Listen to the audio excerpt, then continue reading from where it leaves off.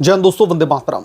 जंतर मंतर पर कथित अधिकारों की लड़ाई के नाम पर हुए उपद्रव और अराजकता की परतों का खुलना अब शुरू हो चुका है। भीड़ जुटाकर व्यवस्था को चुनौती देने का हुनर दिखाने वाले कथित समाजसेवियों और उनके आकाओं पर जब कानून का शिकंजा कसा तो उनके खोखले नैरेटिव की हवा पूरी तरीके से निकल गई। जंतर मंतर पर हजारों की भीड़ को राशन पानी सप्लाई करने वाला जुनैद, जो पुलिस के नोटिस को ठेंगा दिखाकर के फरार चल रहा था, लगातार इधर उधर छिपता छिपाता दिख रहा था, उत्तर प्रदेश की पुलिस की गिरफ्त में आ चुका है।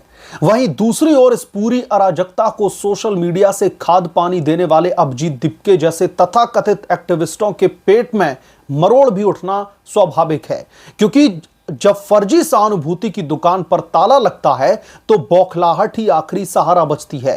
जंतर मंतर पर जब हजारों की संख्या में लोग इकट्ठा हुए, उसके बाद में जो उपद्रव का माहौल बना, उसमें केवल मंच पर खड़े होकर के भाषण देने वाले ही जिम्मेदार नहीं थे।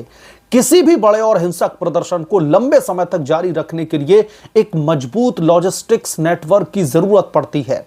मोहम्मद जुनैद इसी नेटवर्क की अहम कड़ी बनकर के उभरा। इस पूरे जंतर मंतर पर जो प्रोटेस्ट चल रहा था, उस दौरान रोजाना हजारों लोगों के लिए खाना पानी रुकने के इंतजाम करना किसी आम व्यक्ति के वश की बात नहीं थी। यह कोई साधारण लंगर नहीं था दोस्तों, बल्कि कानून व्यवस्था को चुनौती देने के लिए खड़ी की गई एक सुव्यवस्थित सप्लाई लाइन थी। अब सवाल यह उठता है कि मोहम्मद जुनैद के पास में इतनी बड़ी व्यवस्था के लिए फंड कहां से आ रहा था?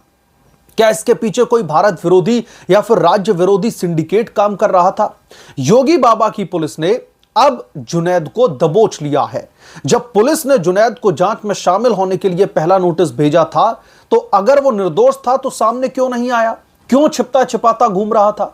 पुलिस के समन को नजरअंदाज करके इधर उधर छिपते फिरना स्पष्ट रूप से उसकी आपराधिक मानसिकता और दाल में कुछ काला होने की ओर इशारा करती है।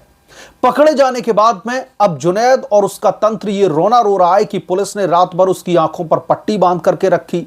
उससे इंटरोगेशन जब की जा रही थी तो उसकी आंखें एक पट्टी से बांध रखी थी। ये पुराना और घिसा पिटा विक्टिम कार्ड है, इससे ज्यादा कुछ नहीं, जिसका इस्तेमाल करके उपद्रवी कानून की सख्ती से बचने और अंतर्राष्ट्रीय सहानुभूति बटोरने के लिए करते आए हैं।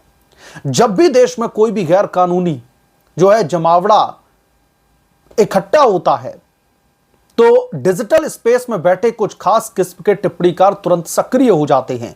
अभिजीत दिपके इस वर्ग के सटीक प्रतिनिधि हैं। यूपी पुलिस के द्वारा जुनैद को दबोचे जाने के बाद में अभिजीत दिपके जिस तरीके से सोशल मीडिया पर मुख्यमंत्री योगी आदित्यनाथ और पुलिस प्रशासन को निशाना बना रहे हैं, यह उनकी हताशा को दर्शाता है। और अभी तो अभिजीत दिपके की भी उल्टी गिनती शुरू होने वाली है। पुलिस प्रशासन अपनी संवैधानिक जिम्मेदारी निभा रहा है, लेकिन कानून के रक्षकों को धमकाना इन इंटरनेट ट्रोल्स का एक तरीके से शगल बन चुका है।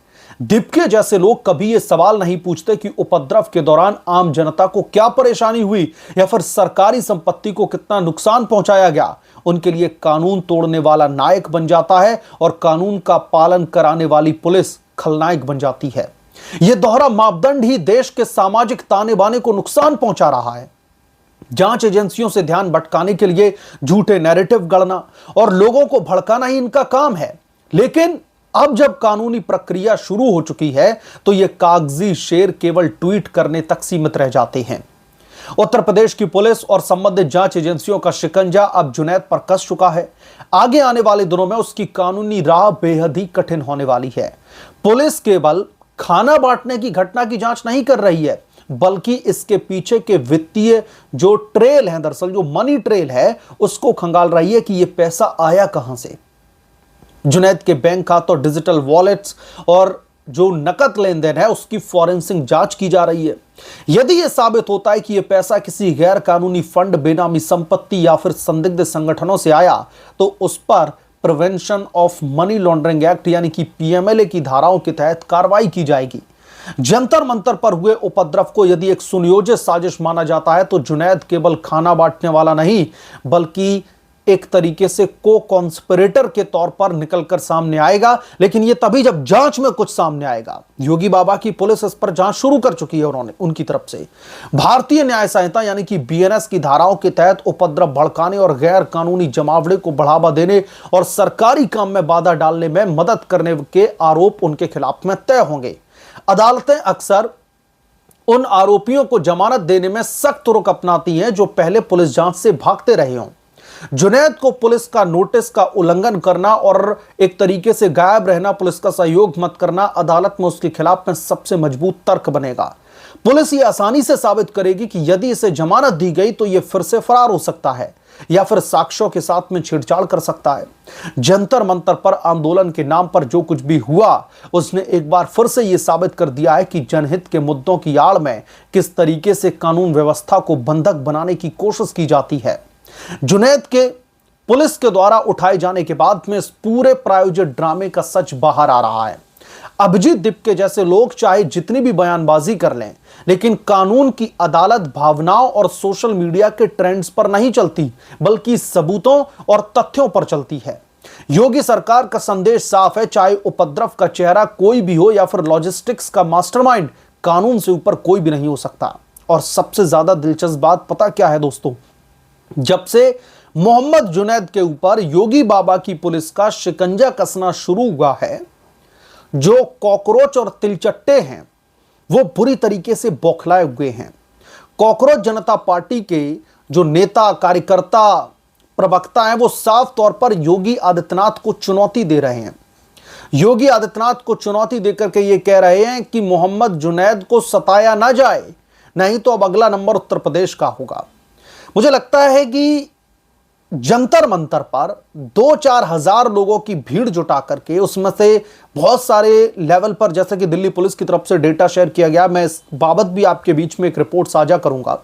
उस डेटा में बताया गया कि कितने लेवल पर बहुत सारे ऐसे अपराधी भी वहां पर पहुंचे थे जिनके ऊपर हत्या की कोशिश के आरोप, यौन शोषण के आरोप, ऐसे आरोप लगे हैं। तो इनको ऐसा लग रहा है कि इन लोगों की भीड़ जो जंतर मंतर पर इन्होंने जुटा ली, तो अब इन्हें लग रहा है कि भारतीय जनता पार्टी शासित किसी भी राज्य में ये कुछ भी करवा लेंगे, सरकार के ऊपर दबाव क्रिएट करवा लेंगे। तो सबसे पहले तो अभिजीत दीपके की मैं जो गलतफहमी है उसको दूर करना चाहता हूं। जो लोगों की संवेदनाएं हैं वो दरअसल सोनम वांगचुक की हंगर स्ट्राइक से जुड़ी हुई थी, ना कि अभिजीत दीपके वहां पर जो बैठे हुए थे, जो सुबह शाम खस्ता कचौड़ी पिज्जा बर्गर जो चल रहा था वो सब देश की जनता ने देखा है।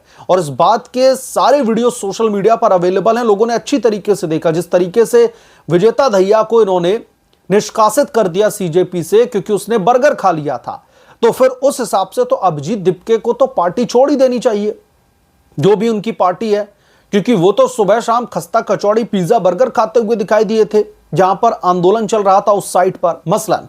तो अब योगी बाबा को टारगेट करके इनको ऐसा लग रहा है कि जैसे केंद्र सरकार को इन्होंने मजबूर कर दिया धर्मेंद्र प्रधान को इस्तीफा देने के लिए, तो ये भी जो मुगालते में लोग जी रहे हैं, मैं उनकी भी गलतफहमी दूर करना चाहता हूं कि भारतीय जनता पार्टी किसी के दबाव में आकर के धर्मेंद्र प्रधान का इस्तीफा नहीं ली है, बल्कि इसके पीछे भी प्रधानमंत्री नरेंद्र मोदी की एक दूरगामी सोच है, एक मास्टर स्ट्रोक है इसके पीछे मोदी शाह का।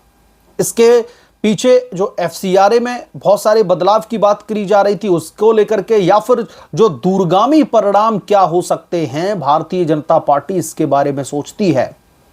ऐसे चिलगोजों के नाम पर कोई भी नेताओं का अगर इस्तीफा होने लगे तो फिर तो मोदी की पूरी कैबिनेट इस्तीफा ही देती रहेगी। उन्हें तो काम करने का टाइम ही नहीं मिलेगा, अपने आप को प्रूफ करने का मौका भी नहीं मिलेगा। तो कुल मिलाकर के अब जब मोहम्मद जुनैद के ऊपर सवाल खड़े हो रहे हैं, मैं ये नहीं कह रहा हूं कि मोहम्मद जुनैद को कोई एक तरीके से इलीगल फंडिंग मिल रही थी, कोई उसे फंड कर रहा था पैसा वहां पर यूटिलाइज करने के लिए, मैं बिल्कुल भी ऐसे दावे नहीं कर रहा। लेकिन जो तमाम रिपोर्ट्स आ रही हैं और जिस तरीके से उत्तर प्रदेश की पुलिस ने उसको नोटिस जारी किया, और नोटिस जारी करने के बाद में मोहम्मद जुनैद पुलिस के साथ में कोऑपरेट करे, उससे ज्यादा वो इधर उधर गायब दिखाई देता है। फिर उसके बाद में उसकी जो परिवार के लोग हैं उनके ऊपर गाज गिरती है, उनको उठाया जाता है और कहा जाता है कि मोहम्मद जुनैद को लेकर के आइए यहां पर, उसके बाद में हम आप लोगों को छोड़ देंगे। तो जब मोहम्मद जुनैद के ऊपर शिकंजा कसा जाने लगा तो सबसे बड़ी बात यह है कि अगर उसने कुछ भी नहीं किया था, उत्तर प्रदेश की पुलिस ने कोई उसे जेल भेजने का नोटिस जारी नहीं किया था, यूपी पुलिस की तरफ से उसे नोटिस दिया गया था कि आप आइए, आपसे इंटरोगेशन करनी है, क्योंकि आपकी जो आमदनी है उससे कई गुना ज्यादा आपने पैसा खर्च किया है। जो आप लोगों को खाना खिला रहे थे उसकी जो लागत है वो आपकी आमदनी से मेल नहीं खाती। तो सिर्फ आपसे जानने की यह कोशिश की जा रही थी यूपी पुलिस की तरफ से कि इतना पैसा या फिर यह खाना कहां से आ रहा था। क्या आपने अपने पैसों का इस्तेमाल किया, क्या आपको किसी और ने पैसे दिए, या फिर आपको डायरेक्टली किसी ने खाना बनाया दिया जो आप जनहित में समाज सेवा के नाम पर लोगों को बांट रहे थे जंतर मंतर पर।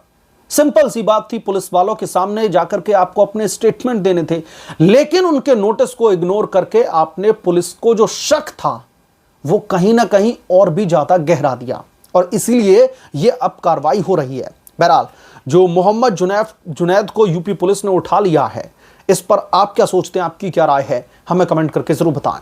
जल्द मिलूंगा किस दूसरे बड़े अपडेट के साथ में, तब तक के लिए धन्यवाद। अगर आप लोग चैनल पर नए हैं तो प्लीज चैनल को सब्सक्राइब करें, साइड बने बेल आइकन को जरूर प्रेस करें, ताकि जब भी मैं कोई बड़ी खबर लेकर के आऊं तो इसकी जानकारी सबसे पहले आपको मिले।